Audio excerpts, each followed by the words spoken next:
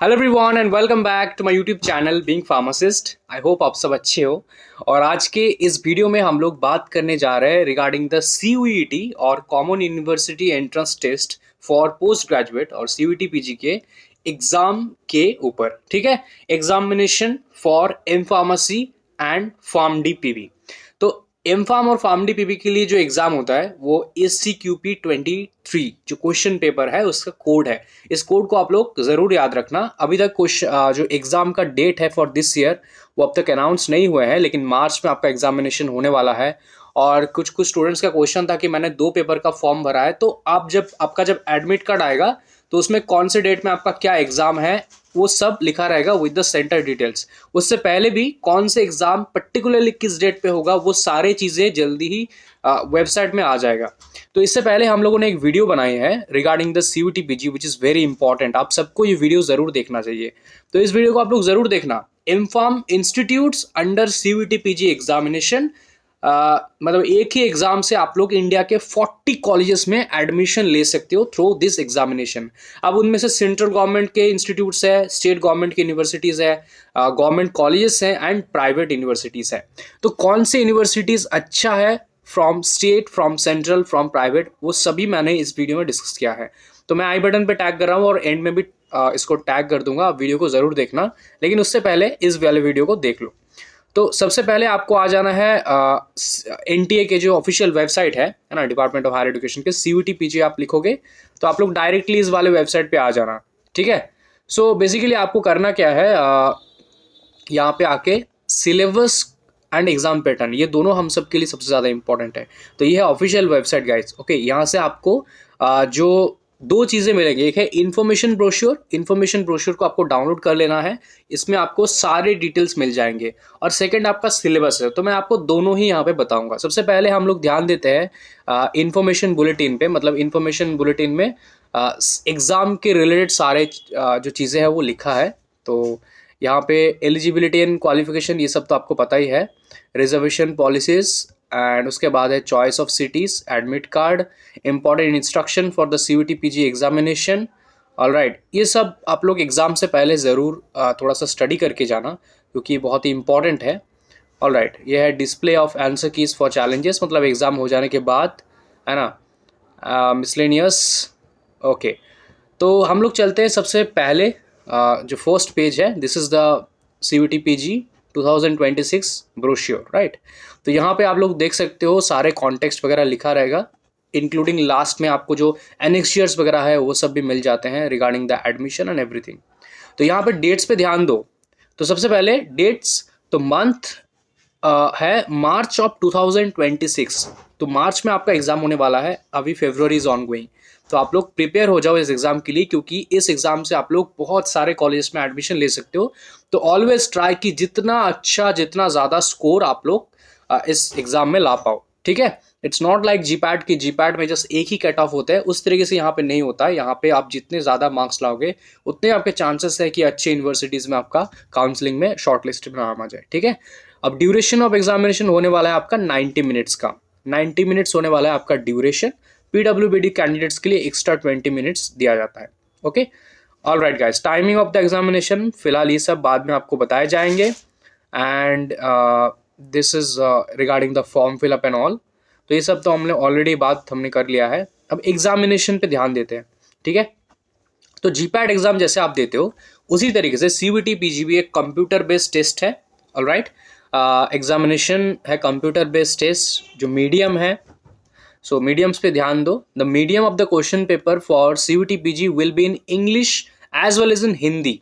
ठीक है, दोनों में आपको बायलैंग्वेज में मिलेंगे, आपको हिंदी और इंग्लिश में, एक्सेप्ट सम लाइक आचार्य पेपर्स और MTech और हायर स्टडीज़। तो इन सारे केसेस को छोड़कर आपको इंग्लिश और हिंदी दोनों में पेपर मिलते हैं। नाउ पेपर फॉर MTech और higher studies will be in English. For humanities, science and common subject, it will be English and Hindi. Anyways, medium तो बात की बात है, आप लोग तो इंग्लिश में ही एग्ज़ाम दोगे, हमारा तो टेक्निकल इंग्लिश में ही है। And regarding the structure of examination, तो स्ट्रक्चर ऑफ एग्जामिनेशन देखो, तो 90 मिनट्स आपका ड्यूरेशन होगा। 75 आपके क्वेश्चन पेपर होंगे, ठीक है। Each question paper will comprise 75 question, मतलब एक क्वेश्चन पेपर पे 75 क्वेश्चन। तो अगर आपने 2 पेपर के लिए फॉर्म फिल किया है एक्स्ट्रा एक पेपर के लिए, तो आपको दोनों बार ही दोनों क्वेश्चन पेपर में ही 75 करके क्वेश्चंस मिल जाएंगे, ठीक है। और हर एक क्वेश्चन में आपको 4 लाइक मतलब ऑप्शंस मिल जाएंगे, उसमें से एक करेक्ट होगा, जैसे एमसीक्यू क्वेश्चन में होते हैं। तो मार्किंग स्कीम कुछ इस तरीके से है, देखो ईच क्वेश्चन कैरीज 4 मार्क्स, ठीक है। तो आपका 75 क्वेश्चन है total, into 4 is the total marks. For each correct response आपको 4 नंबर मिल जाएंगे, और इनकरेक्ट होगा तो आपका 1 मार्क्स डिडक्ट हो जाएंगे, ठीक है। No marks will be given for unanswered, and to answer a question you need to choose one option as the most appropriate, जैसे मैंने कहा आपको, ठीक है। तो ये है आपका एग्जामिनेशन का स्कीम, बाकी और कुछ नहीं है, बस ऐसे जैसे जीपैट एग्जाम होता है। अभी हम लोग चलेंगे सिलेबस के ऊपर, बढ़िया। सिलेबस बहुत इंपॉर्टेंट है। तो देखो मैंने फार्मेसी का जो सिलेबस है उसको डाउनलोड कर लिया है, आप लोग भी डाउनलोड कर लेना। तो SCQP 23 ये है हमारा पेपर कोड। सबसे पहला सब्जेक्ट है फार्मास्यूटिक्स 2, मतलब कि फिजिकल फार्मास्यूटिक्स। इसमें आपको जो माइक्रोमेनेटिक्स है, surface and interfacial phenomenon, rheology है ना, जो Newtonian and non Newtonian flows है, रियोलॉजी, डिस्पर्स सिस्टम जिसमें कोलॉइडल प्रॉपर्टीज आप लोग स्टडी करोगे, complexation and protein binding, and chemical kinetics. Chemical kinetics काफ़ी इंपॉर्टेंट है यहाँ पे। उसके बाद है pharmaceutical chemistry 3, that means the organic 2। तो ऑर्गेनिक में आपको हेट्रोसाइक्लिक कंपाउंड्स के बारे में स्टडी करना है, which is very important. And उसके बाद है फार्मास्यूटिकल माइक्रोबायोलॉजी। माइक्रोबायोलॉजी में आपका जैसे normal immunity, primary and secondary mechanisms of body, then microbial essay of antibiotics, vitamins and amino acids, very important. Classifications of microbes and their taxonomies. Then है anatomy, physiology and health education. तो anatomy physiology जैसे पूरा subject है वैसे ही उसके साथ health education पे थोड़ा ध्यान देना, जैसे कि classification of food requirements and importance of balance diet, demography and family planning, first aid etcetera. Pharmaceutics 3 which is the engineering subject, इसमें साइज सेपरेशन, साइज रिडक्शंस है ना, इनको अच्छे से करना, डिस्टिलेशन, ड्राइंग, ऑल राइट। उसके बाद है फार्मास्यूटिक्स 1, मतलब कि डिस्पेंसिंग वाला पार्ट, डिस्पेंसिंग हॉस्पिटल वाला पार्ट, कम्युनिटी। इसमें आप प्रेस्क्रिप्शन एंड जितने भी हमारे डोजेज फॉर्म्स है बेसिकली उन सब के बारे में थोड़ा सा स्टडी करना, बेसिक जो है। उसके साथ कम्युनिटी एंड हॉस्पिटल फार्मेसी के बारे में जानना, जैसे कि फार्मेसी एंड थेरेप्यूटिक कमिटी है ना, ये सारी चीज़ें। उसके बाद है एनालिसिस 1। एनालिसिस 1 में आपको टाइट्रेशन थोड़ा सा स्टडी करना है बस, नॉट दैट इम्पॉर्टेंट, बस थोड़ा सा बेसिक्स आप लोग रेडी रखना। कोग्नोसी 1 है यहाँ पे। कोग्नोसी 1 में आपका इंट्रोडक्शन वाला पार्ट है, including the quality control section of the drug, which very important. उसके साथ साथ आपका पेस्ट कंट्रोल है, plant hormones, very important. Then anatomy, physiology and health education 2, इसमें बाकी सारे एनाटॉमी के सिलेबस है आपका। यह है आपका pharmaceutics 5 which is about the doses form design, मतलब ये हमारे बी फार्म में जैसे एक सब्जेक्ट होते हैं, इलेक्टिव सब्जेक्ट्स उसमें होते हैं ना, या फिर इंडस्ट्रियल फार्मेसी सब्जेक्ट होते हैं, उसमें आपको ये मिल जाएंगे लैकमैन की बुक में। Preformulation, then stability studies, polymers, dissolution, ये सारी चीज़ें। देन है एनालिसिस 2, इसमें आपको सारे जो इंपॉर्टेंट मेथड्स हैं वो सारे मिल जाएंगे, जैसे कि conductometry, polarometry, colorimetry, radio immunoassay which is very important, X ray diffraction method is very important, है ना।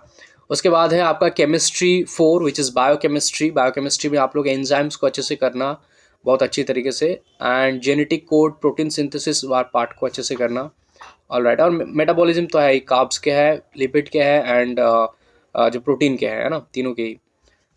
देन है कोग्नोसी 2 में आपको क्लासिफिकेशन, जो मेन चैप्टर है हमारा यहाँ पे है ना, उसमें इसमें साथ cardio active sterols, anthraquinone, volatile oils, saponins, basically glycoside से रिलेटेड यहाँ पे है, उनके सारे classification, cultivation, collection, chemical constituents and diagnostic macroscopic and microscopic features etc, including the chemical test of course। उसके बाद है जूरिस्प्रूडेंस एंड एथिक्स सब्जेक्ट। इसमें पूरा सिलेबस एक ही सब में है, तो आप पूरा सब्जेक्ट यहाँ पे स्टडी कर लेना। जितने भी है narcotics and psychotropics, pharmacy act, drugs and pharmaceutical industries, reference to India as well as the foreign bodies, है ना। All right. उसके बाद है कॉस्मेटिक्स टेक्नोलॉजी, थोड़ा सा इसको भी बेसिक अपना प्रिपरेशन रखना इसके लिए specifically for the shampoos, dental preparation, herbal cosmetics, and skin preparation, ये काफ़ी इंपॉर्टेंट होते हैं। ऑल राइट, देन फार्मास्यूटिक्स 6 यहाँ पे है, which is the pharmaceutical technology 1। This is your main subject guys, मतलब यही आपका इंडस्ट्रियल फार्मेसी स्टार्ट हो रहा है बेसिकली 1, है ना। तो यहाँ पे सारे डोजेज फॉर्म्स के बारे में डिटेल में स्टडी करना है आपका। Liquid dosages form, semi solid dosages form, suppositories, solid dosages form, pharmaceutical aerosols, etcetera. Chemistry 5 है, which is the medicinal chemistry 1। तो मेडिसिनल केमिस्ट्री आपका पूरा सिलेबस है, फार्माकोलॉजी भी पूरा सिलेबस है, ठीक है। यहाँ पे देखने की जरूरत नहीं है, पूरा सिलेबस ही आपको फॉलो करना है। Basically this is your B pharm syllabus और कुछ नहीं, लेकिन फिर भी सब्जेक्ट्स को देख लेना, है ना। अगर कोई यहाँ पे ना हो तो उसमें से क्वेश्चंस नहीं आएंगे। फार्माकोग्नोसी 3 है, इसमें आपको बाकी सारे जो अल्कालॉइड्स है, उसमें ग्लाइकोसाइड्स थे, इसमें अल्कालॉइड कंटेनिंग ड्रग्स जैसे ट्रोपेन, क्विनोलिन, आइसोक्विनोलिन, इंडोल, ये सारे, है ना, सारे के cultivation source, chemical constituents, then adulterated usage, chemical test, alkaloids के एंड ग्लाइकोसाइड्स के सारे के टेस्ट बहुत ही इंपॉर्टेंट है। उसके साथ साथ यहाँ पे marine pharmacognosy which is very important one topic, holistic concepts for the traditional systems of medicine, है ना। उसके बाद है कोलॉजी, तो कोलॉजी का भी पूरा सिलेबस है यहाँ पे।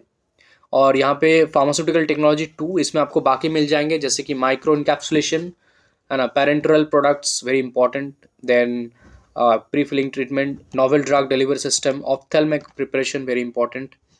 उसके बाद है बायोटेक्नोलॉजी का सिलेबस है यहाँ पे पूरा, तो vaccine technology, fermentation, plant tissue culture, RDNA technology, recombinant DNA, इनको अच्छे से करना आप लोग।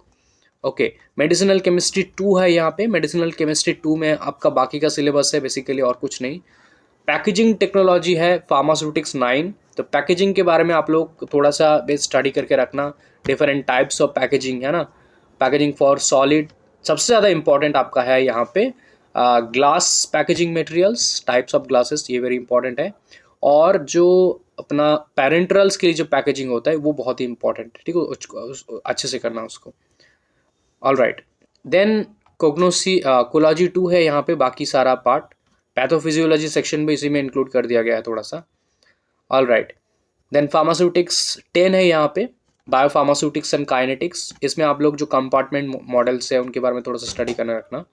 अब बायोफार्मास्यूटिक्स में आप लोग बस इतना ही, मतलब कि इंट्रोडक्शन एंड गैस्ट्रोइंटेस्टाइनल एब्जॉर्प्शन, ये सारे जो फार्मूला बेस्ड कुछ क्वेश्चंस होते हैं आ सकते हैं। और काइनेटिक्स वाले सब्जेक्ट को अच्छे से करना, one compartment model, bioequivalence, bioequivalent studies, BAB studies क्या होते हैं बेसिकली, ये सब, half lifes, volume of distribution, clearance, इनसे क्वेश्चंस आते हैं, ठीक है। केमिस्ट्री, मेडिसिनल केमिस्ट्री 3, जिसमें आप लोग ड्रग डिज़ाइनिंग एंड डेवलपमेंट के बारे में थोड़ा सा स्टडी करना डेफिनेटली। ऑल राइट, क्योंकि ये कुछ न्यू है, इसमें बहुत सारे डेवलपमेंट्स है अभी के टाइम पे। फिर है कोलॉजी 3 बाकी सिलेबस, कोलॉजी 4 बाकी का सिलेबस। कोलॉजी 4 में आपको क्लिनिकल फार्माकोलॉजी का प्रिंसिपल्स मिल जाएंगे, इसको करना अच्छे से, है ना। ये वाला पार्ट अच्छे से करना definitely. All right, principles of toxicology, therapeutic drug monitoring, clinical toxicology, इनको अच्छे से करना फार्माकोलॉजी 4 को। Then pharmaceutical industrial management and accountancy, इस सब्जेक्ट को इंक्लूड किया गया है, which is under the drug store business management, इसी में है आपका industrial management and accountancy basically. इसमें आप लोग GMP के बारे में सीखोगे बेसिकली, है ना, administrative management, then pharmacoeconomics principles, materials management, production management, accountancy. Then analysis एक 4 है, क्वालिटी एश्योरेंस के बारे में और डिटेल में। इसमें आप लोग इन 7 पॉइंट बहुत इंपॉर्टेंट है, GMP, GLP, ISO 9000, WHO, US FDA। Okay, regulatory control and regulatory for the drug analysis, patent processing, then validation is very important, ठीक है। एम फार्म में भी आपको ये सारे बहुत काम आएंगे, वैलिडेशन वाला पार्ट। देन ड्रग डिज़ाइनिंग अलग से दिया गया है, इसमें आप लोग जो इतना ज़्यादा तो क्लियर नहीं होगा, बट स्टिल जिनके थे इलेक्टिव में उनके काम आएंगे। Structure based designing, ligand based designing, थोड़ा सा बेसिक अपना इसमें करके रखना। सेल्स एंड मार्केटिंग इसमें है, सेल्स एंड मार्केटिंग से 1-2 क्वेश्चंस मिल जाते हैं। Different types of seller, different types of customers, इनसे क्वेश्चंस देते हैं बेसिकली। ऑल राइट, और लास्ट में है फूड साइंस टेक्नोलॉजी, इसमें आप लोग थोड़ा सा फूड प्रोसेसिंग के प्रिंसिपल स्टडी करना, food engineering, food processing, food bioprocessing, laws, FSSAI के जो लॉज है बेसिकली, एंड माइक्रोब्स ऑल्सो, ठीक है। तो ये है आपका सिलेबस, ओके, ये आपका syllabus for the pharmacy exam of CUET PG 2026।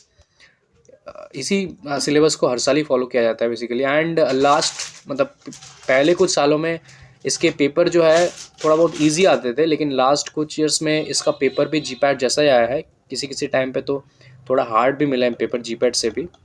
तो अच्छे से प्रिपरेशन लो। एंड यहाँ पे कोई पर्टिकुलर कट ऑफ नहीं है, तो आपका टारगेट यही नहीं होना चाहिए कि एक कट ऑफ क्लियर करो। आपका टारगेट ये होगा कि जितना ज़्यादा 75/4, तो जितना ज़्यादा मार्क्स आप लोग लेकर आओगे उतना ही आपके चांसेस है जैसे कि पंजाब, राजस्थान जैसे यूनिवर्सिटीज़ को मिलना, ठीक है। Thank you so much guys. अगर आपके कोई भी डाउट है तो आप कमेंट बॉक्स से पूछ सकते हो। एंड जब मैंने कहा उस वीडियो को ज़रूर अभी देख लेना इस वीडियो को कंप्लीट होने के बाद। Thank you so much.